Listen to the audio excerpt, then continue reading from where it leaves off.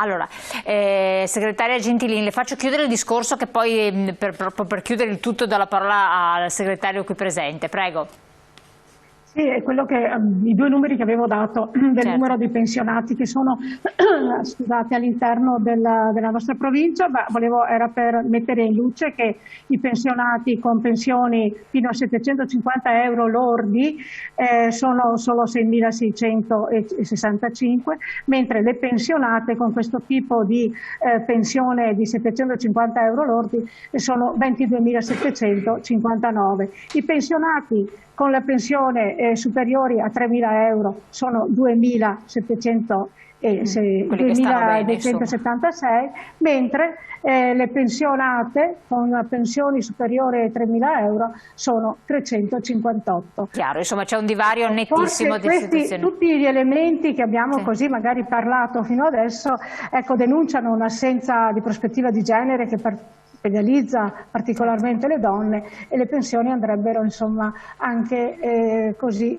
calcolate un po' su tutte quelle che sono tenendo conto di questi parametri, assolutamente. Le donne. Chiaro, grazie segretaria. Segretario Girolamo, vediamo anche l'ultima slide insieme che prende alla luce anche altre situazioni. Cambiare le pensioni adesso, l'altra slide, sostenere il reddito dei pensionati ed estendere la 14ª mensilità. Ecco, questo è un altro aspetto. Ancora. Però mi permette una cosa, ecco, ci tengo a dirlo, che è quello di mantenere l'aggancio tra giovani e anziani.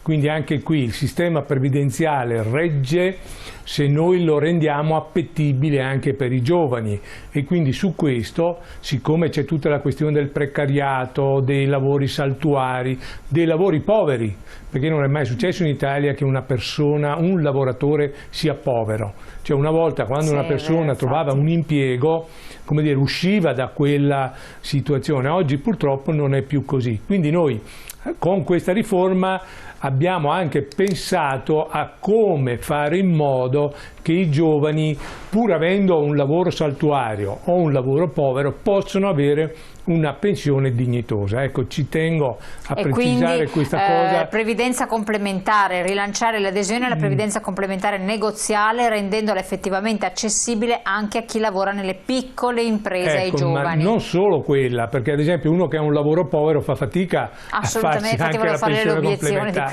Noi pensiamo ad una sorta di pensione chiamata di garanzia, ma non vorrei che la denominazione fosse fuorviante. Una persona che magari ha un lavoro 3 o 4 mesi all'anno, poi sta a casa un mese e mezzo, poi riprende altri 2 mesi di lavoro, noi diciamo che quella persona, quel mese e mezzo che non ha lavorato, siccome non è stata una sua volontà, ma ha dimostrato che sta lavorando tutto l'anno, di fatto che gli venga riconosciuto il periodo contributivo. Ecco, in questo modo per incentivare appunto una pensione, per dare una pensione dignitosa anche a queste persone. Chiaro. Ecco, ci tenevo a chiarire questa cosa. Assolutamente. Chiedere alla regia se mettono in onda anche le sedi dove rivolgersi, perché prima appunto facendo riferimento anche alla telefonata, ma anche altre mail che poi arriveranno, ecco qua, le sedi dove rivolgersi. Perfetto. Per avere anche una visione completa della propria posizione pensionistica. Ecco, poi c'è tutta la questione che riguarda noi pensionati, perché come lei sa noi a gennaio abbiamo ricevuto 1,48 euro mediamente di adeguamento, quindi è chiaro che c'è un problema di rivalutazione e di tutela del potere d'acquisto dei pensionati. Quindi come lo facciamo? Noi diciamo soprattutto, non solo quindi riadeguando il meccanismo del paniere, ma soprattutto attraverso il riconoscimento della 14ª ad una platea maggiore. Adesso per questioni di tempo non stiamo qui a spiegarla, però ecco, questo è quello che noi pensiamo che incida di più sul mantenimento del potere d'acquisto, quindi allargare la platea come abbiamo fatto già nel passato ad altri lavoratori, perché questo è anche un riconoscimento per quelle persone che hanno versato i contributi, perché come abbiamo spiegato altre volte, la 14ª tiene conto di 3 aspetti: dell'età, di quanta retribuzione della contribuzione che si è versato e quindi insieme questi aspetti anche al reddito, al proprio reddito, questi tre aspetti vanno a comporre la 14ª, quindi è più realistica rispetto a alla vita lavorativa della persona. Messaggio: lavoro povero, ad esempio i lavoratori di un noto sito di vendita online, questi poveri, mentre i padroni guadagnano a sbaffo, quindi di chi è la colpa? Sempre del governo, che dovrebbe garantire regole umane di lavoro. Qui stiamo parlando di una categoria purtroppo anche di giovani. Sì, soprattutto di giovani, sulla quale noi stiamo anche cercando di intervenire, cioè rispetto a non solo se parliamo dei rider, ma come anche di tante, adesso non vorrei far nomi, ma società che fanno consegne a domicilio attraverso i siti.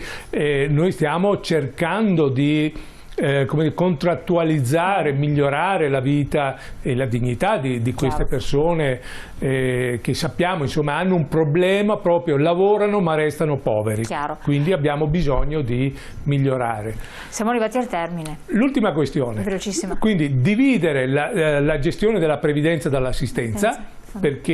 Ma non tanto per i soldi che si vanno a recuperare, ma per un problema di compatibilità con l'Europa.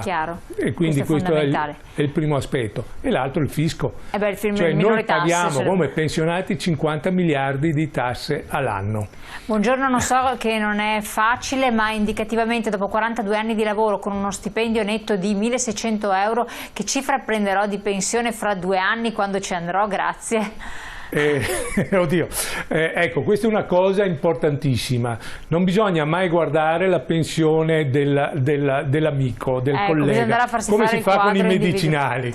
Cioè ogni persona ormai ha una sua situazione, non siamo più come 10 anni fa. La famosa busta rossa che arrivò a molti giovani è stata terrificante, per cui è meglio andare a farsela vedere direttamente. Ogni persona ormai col nuovo sistema che c'è in atto, con le modifiche che sono avanzate in questi ultimi 20 anni, ognuno ha una sua condizione, quindi bisogna rivolgersi a quegli indirizzi che avete visto, a quello che vi è più comodo, e farsi fare un prospetto. Esatto. Parleremo ancora di questo necessariamente, perché c'è tanto da dire. Il problema è molto ampio. Esatto. Grazie segretario di essere stato qui con noi. Ringraziamo anche la segretaria collegata da Belluno, magari la invitiamo una prossima volta a venire in studio a partecipare. Grazie Maria Rita Gentilini di essere stata qui con noi, anche a lei.